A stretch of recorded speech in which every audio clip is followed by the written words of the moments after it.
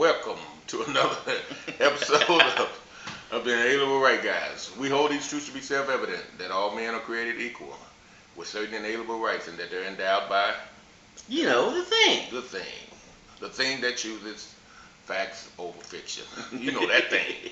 But anyway, I'm going to let Mark start this one off. We want to talk about CRT, which we dub the critical race theory that's permeating and spreading all over this great country of ours like a cancer. It is a cancer.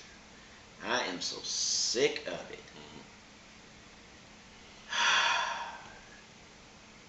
There, all this racial tension, all this racial divide, and all this critical race theory, all it is doing is, pushing that wedge. And they're wanting to push that in schools and businesses and the government, parts of our government, our military, all these things.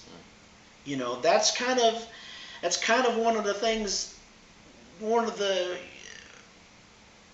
basic ideas behind the two of us getting together and sitting here, and talking about all these issues. Correct. Is for us to show that we can be on, the same side, and be an individual. There's more and more black conservatives out there that have come forward and are trying to fight this stuff. And then you've got some that have been out there for years, like Thomas Sowell and Larry Elder. They've been talking about this stuff for years. And I'm glad to see all these ones, Candace Owens and B. Tatum, all these guys, coming forward and putting their voices out there. Exactly. But I'm glad also that we're seeing, just like the other day, there was that lady that went to that school council meeting and got up there and chewed them out for this critical race theory. What somebody told me, and I didn't see this, is that she actually has a adopted son that's white. And so she's like, this is crazy. You're going to teach these kids the exact opposite of what we had come to honor, Dr. Martin Luther King, and what he said about wanting his children to be, judged by who they are as far as what they do with their life, and nothing to do with their skin color. Right. Speaking of Martin Luther King, and I was thinking about that, kind of stole my thunder a little bit, but when I ask other black individuals or parents, I ask them a question: Does it bother you that they are taking critical race theory and just sweeping, judged by the content of your character, not by the color of your skin, under the rug, taking away from our civil rights history and the things that all the progress that we made, man, and we have made massive progress. So don't let nobody fool you to thinking that blacks in America haven't been making progress.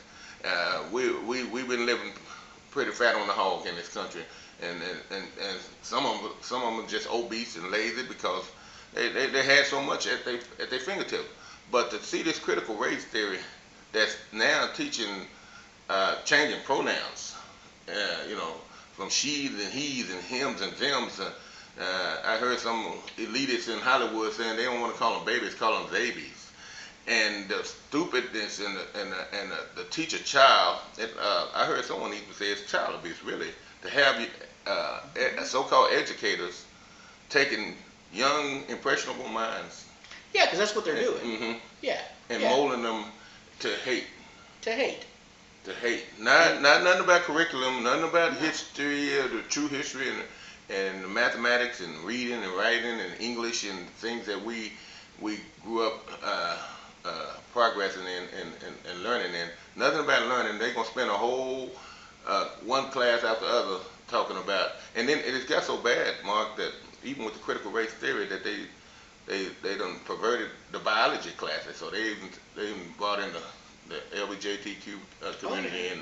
and so they just They're using that poison part it. of it too. They just poison, and they make it. They already equated. I remember a while back, me and a white fella. He told me that his perspective. He told me to my face that he was a racist.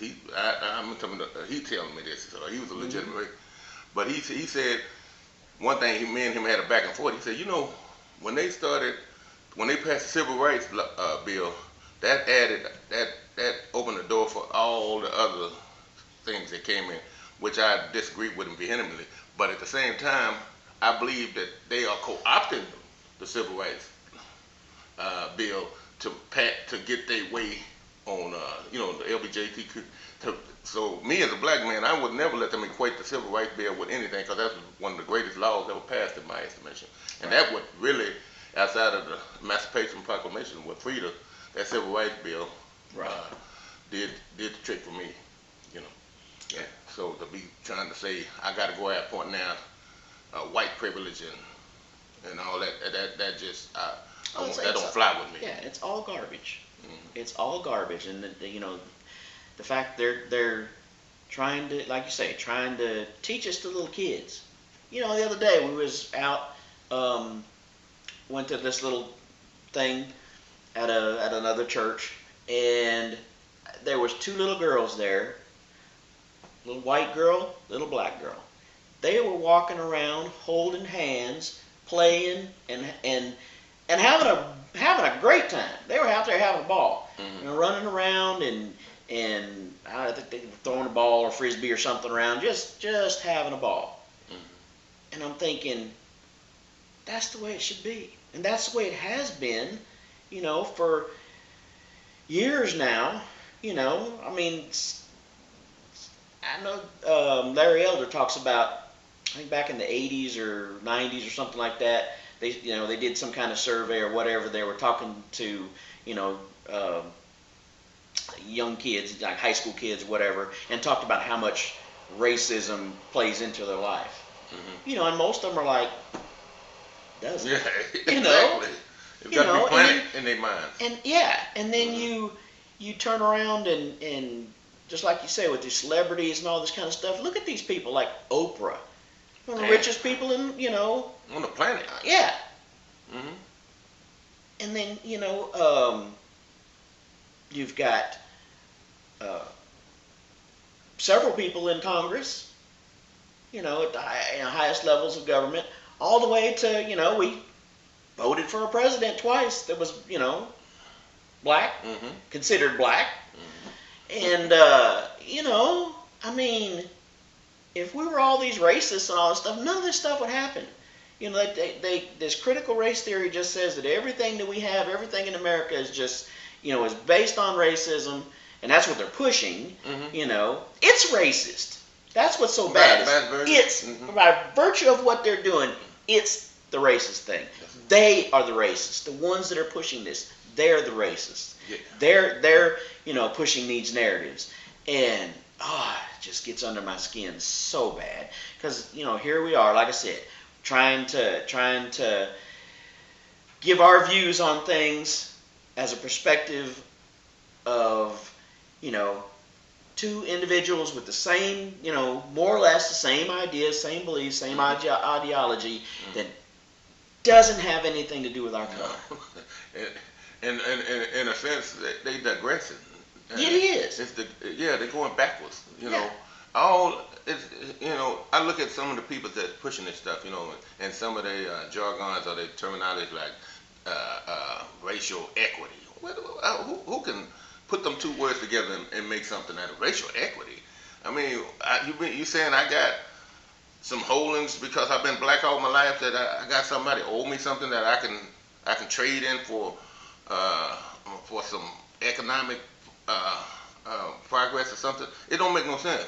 So this stuff is taking us backwards, so far backwards. It's also intentional. The people that's running these institutions, and they are attempting to just whitewash or just get rid of all the progress that we as a nation, Yeah. we have our dark histories, and we passed laws and amendments, and we overcame them, and we moved on, and we progressed, and now it's somebody at the top saying, let's reverse this. You know, it reminds me what he used to say, we ain't over till we all over. Yeah. Now they got them up on top, you know, they trying to get over, and there's some up at the top kicking them back down. That's exactly No, right. stay back down there, you know. Get back down there. You can't get over here, you know. Exactly. That's being a black conservative is I hear it from just about every black conservative I ever heard. Those that's just saying, so you saying racism don't exist? No, I'm not saying. I'm saying everything exists in this, and the natural man. Each one of us got shortcomings, but to sit here and talk about systemic racism and this is the reason this is happening and this is happening, and not looking at putting a balanced sheet out there and allowing these young folks and these young impressionable minds to understand that this is a great country, and this is the last superpower and the last defense for liberties and freedoms, and you're gonna set all that aside just to try to harm the young folks so you can have America shaped. I guess that's what they want to shape. Victimhood. Yeah. That's what it is. Mm-hmm. They want to keep those, because that's the liberal mindset anyway. It's the victims and the oppressors. Mm-hmm. And that's where they can't have you running around not being a victim. Exactly. Because they can't make me an oppressor if you're not going to say I'm a victim. Yeah, exactly. So they keep nailing this thing, that you're a victim, then they can turn around and say I'm the oppressor. By virtue of the color of my skin. Man, you just defined it. That is exactly right. And that's one of my pet peeves. I didn't never be a victim. I've victimized people, and I've been victim of certain transgressions and wrongdoings. But as me just sitting there holding myself up as a grown man, as an alpha male, to think that I'm a victim, no. I recall an incident back when I was in my hometown, and I was talking to some young guy, and he argued me over the fact that I told him he wasn't a victim. He said, "You a victim? I'm a victim. We victims." I said, "No, you're not a victim, brother." Yeah. I said, that's a mentality. Right, that's a mindset. That's the mentality. If you want that, I don't want that.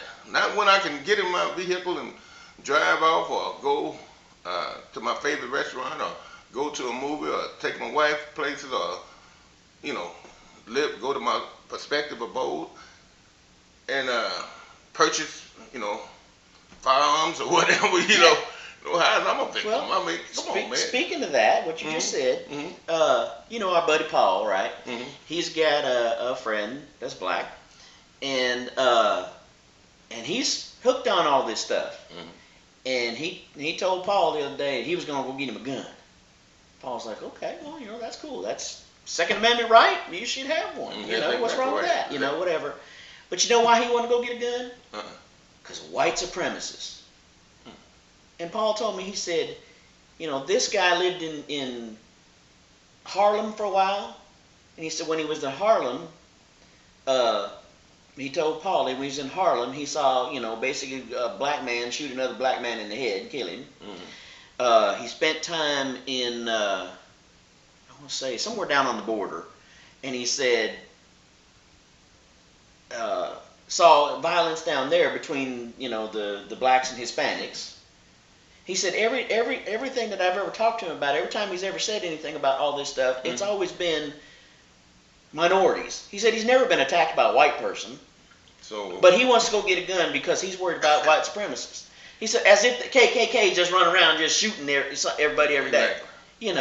He said, but he's bought into that line, that victimhood oppressor line, that he's a victim and the oppressors are the white people, and he's got to go get a gun to protect himself from these crazy white people.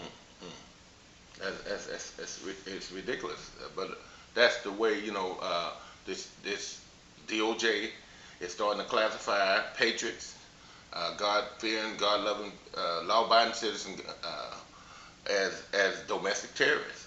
We are now like high on their list of that to weed out, and I heard they have paying people to spot.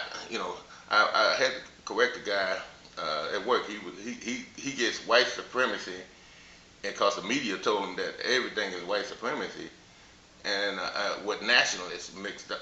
He think the two are equated. And they're not. No, I said now.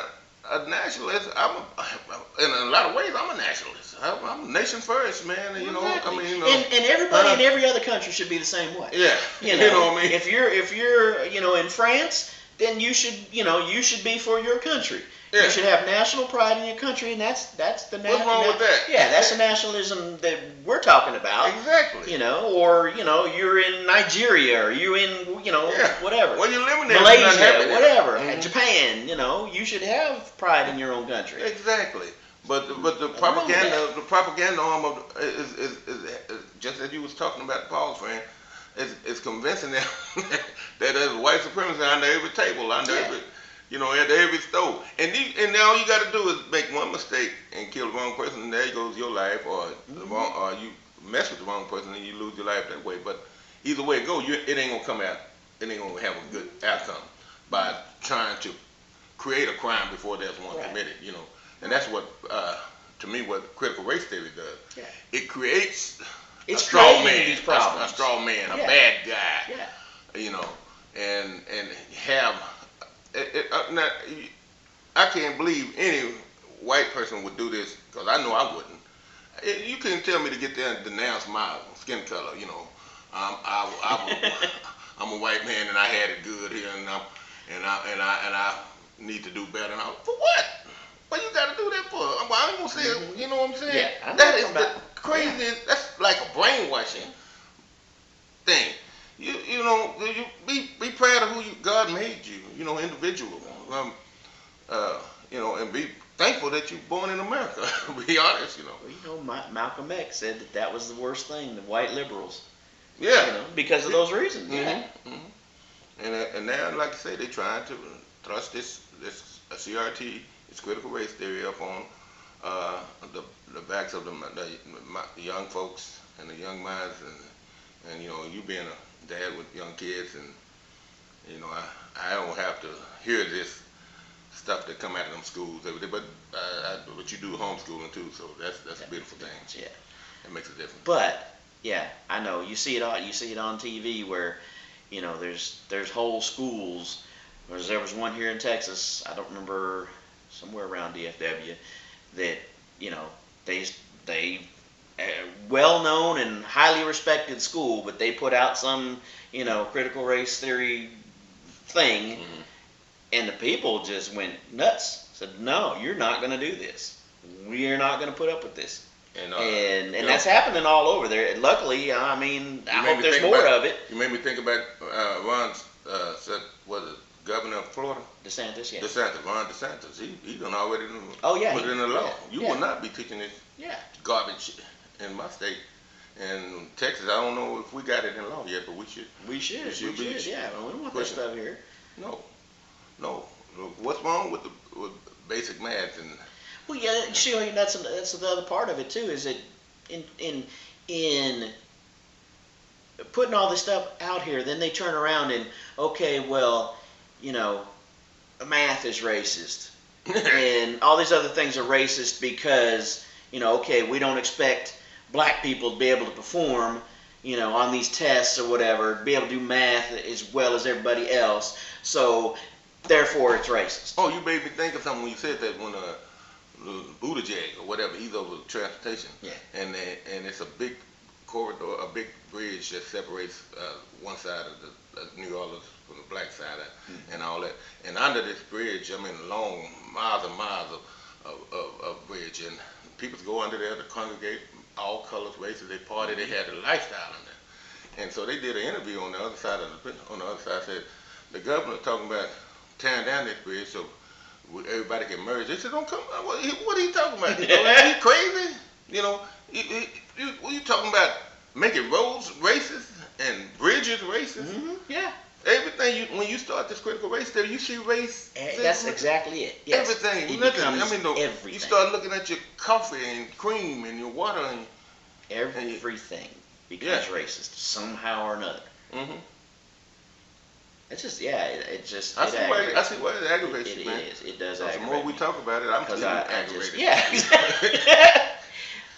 Because like I said, here we are. We're trying to, put it out there that we're on the same side. We're, we're trying to talk about, doing things to make this country great. And they're, again, just like this other video that we just got through doing about the unraveling. This is another part of that unraveling. Unravel, the progress that we have built in this country between the races. I mean, I've worked with all different kinds of people from all over the world, and I've never had that kind of problem. No.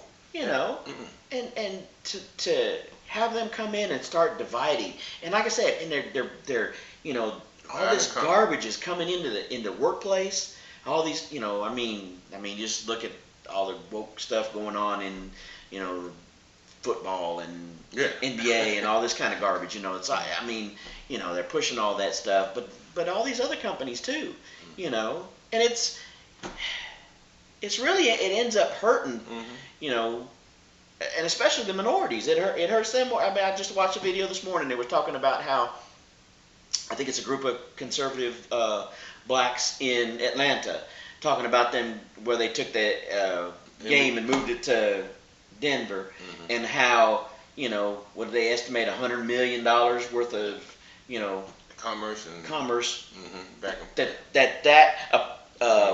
what did they say it was, 30-something% black community there in Cobb County or whatever, to a less than 10% in Denver, and they said they moved all that, and who's gonna, all those people that would be able to partake of all that, make money off of all that, gone. Like that old adage said, Rome wasn't built in a day, but it didn't take but a day to burn it down. Yeah. And this is how fast this critical race theory is permeating and spreading over our country. Yeah. It's spreading like wildfire. And we need elected officials and sound minds like Mark and myself that show by example. We ain't just all talk. We live this. We walk the walk. We live this garbage. And if we have any difference, we men, we iron our differences out. But as far as you got something that I can't get, I don't get that point because of some white privilege or some. It's another fallacy that they've, they push that narrative too. It's just another fallacy. Yes, sir. So,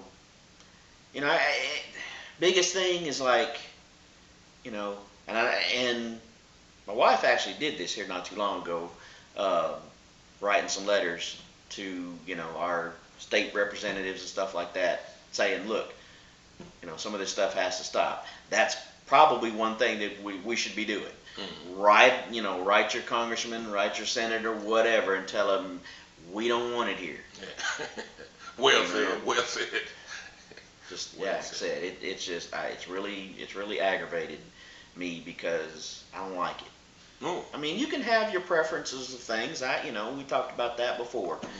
But to just put this in everything and just tear down, all the progress and bring back segregation. I mean, that's what, some of these exactly things are segregating, these all universities. All black graduations and all white graduations and, banning and barring certain groups from, it's the Asians. I saw it's so bad that, a bunch of Asians in community where they disciplined, so they were their curriculum was pretty high, so they want to dumb that down so they make everybody, attain to a certain standard. That's that equity.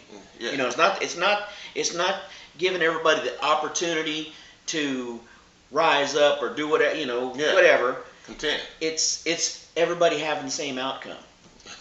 Participation trophy, I guess. Yeah, exactly. That's about what it amounts to. Exactly. That's what equity is. Who does that's this? That's making everybody, have the same, the same outcome. And we are different people. We're different individuals. There's nothing wrong with that. And it teaches us to discipline ourselves. To discipline, you want something more than something else. You discipline yourself cut back on something, conserve, Exactly. compete, contend. But to say that I'm a victim and I've got a right to the entitlement to these things, and somebody's holding me back all the time because I won't get up out of bed, or I won't, study or read and research. Well, and being told that you can't do this stuff. There's no sense in you getting out of bed because it's the system's against you. So you might as well just stay where you are. As you can see, this video went a little longer than we know. Yeah, I could probably talk about this for the rest of the night Uh-huh. because it really gets under my skin. We're talking about skin. It really gets under my skin because it's just so wrong. It's just so wrong. And I agree. Teaching these little kids this kind of stuff and putting it in their head that America's a racist country and they're all this other stuff, and making these little other minority kids are oppressed, and you're never going to be able to do anything. You're never going to write. So we had a black president. Oh, you can't. You're not going to make it. You're not going to be Dr. Ben Carson. Yeah, exactly. You're not going to be Oprah. You're not going to be LeBron James. Yeah. You're not going to be all these popular people that out there. You can't do none of that. You might as well just. And all at the same time, just dousing any chance for charter schools or any chance, things that actually make it better for kids to attain to higher learning, and they make policies just to keep the children around the negative, and really, what choice they got when they this is the most purest form of brainwashing you can do, is get children at that young and start changing their pronouns and focusing only on skin color. You stuck on them pronouns, ain't you? Yeah, I can't get over that, man. The babies. Yeah, babies, and what they can't call your mother a birth mother no more. You got to call her a birth person. Yeah. Come on, man. You're confusing me, man. When I was coming out, I called my mother a birth person. What'd you say? I had a life experience, so I don't get it, I don't either, but it's aggravating. I'm glad to see that there are people, that are stepping up and.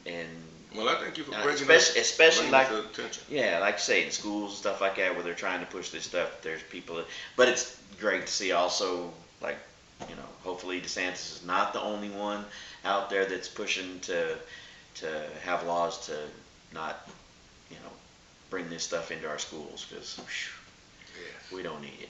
We don't need this division. No. So CRT, this critical race theory. We talked about this before. We're here for unity, not all this crazy division. And this stuff is designed to divide and conquer. Yeah. You can't do no other. It can't be a great outcome out of this. A child know how to hate skin before you know how to add 2 and 2 together. Yeah. That nothing good come out of that. No, we've had enough of that in our past. We don't need to bring it back. No. And me personally, I'm not going to give up my seed, my ground for my progress I made as a black man in this country. Yeah. And I'm enjoying America. I'm enjoying my little stay here, and you ain't gonna take me back. They always say go back to Africa. I don't know Africa. I ain't never been there. I don't know nobody, in my relatives or family from Africa. But at the same time, from the civil rights, no joke, all jokes aside, from the civil rights, I've seen massive. You don't want to talk about Martin Luther King. He put his foot down. He died for something that made the country so much better. And to see black liberals turning against that and going to skin color is just, to be marked, that bothers me too. It bothers me. It's sick. It really is.